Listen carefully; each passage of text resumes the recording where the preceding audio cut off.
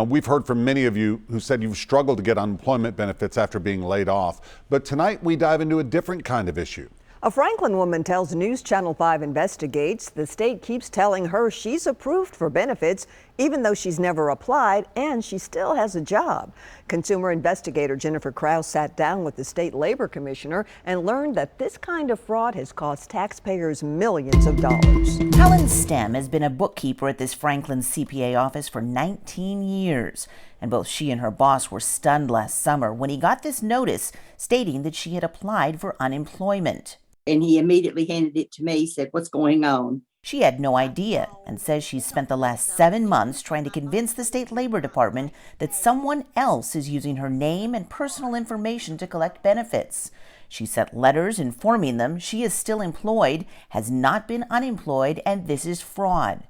She sent her pay history for the last year, and she's called and called and called. You call half a dozen times trying to tell them that there is apparent fraud going on, and it doesn't sound like you're getting a really strong response. Well, there's even a site on the Tennessee Department of Labor, a fraud line to report fraud. I even sent an email to that. And yet still, her boss got word in February that Helen has been approved for unemployment benefits.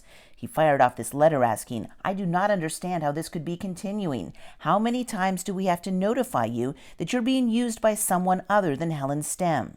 Is that the way it's supposed to work? Obviously not. Jeff McCord is the commissioner of Tennessee's Department of Labor and Workforce Development, which runs the state's unemployment program.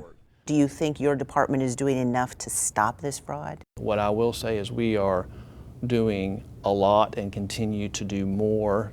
It's akin to a computer virus. You're always having to adapt, always having to adjust, because the bad guys are adapting and adjusting. McCord says they've had more than 1.2 million new claims since the pandemic started. They've added 600 new staffers and automation, but when the federal government boosted unemployment benefits, suddenly crooks had added incentive to steal this money, and unemployment offices across the country began seeing more and more fraud. In 2020, according to the Tennessee Labor Department, there were more than 2,800 cases of fraud, resulting in more than $6 million in fraudulent payments. So do you think you're doing a good job? Do you think you're doing enough to stop this? I do.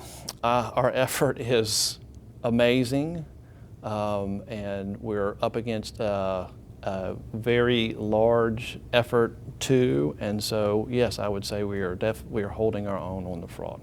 But based on her experience, I don't like a thief, and I feel like this is theft. Helen Stem worries the state doesn't really have a true handle on the problem and just how big it really is.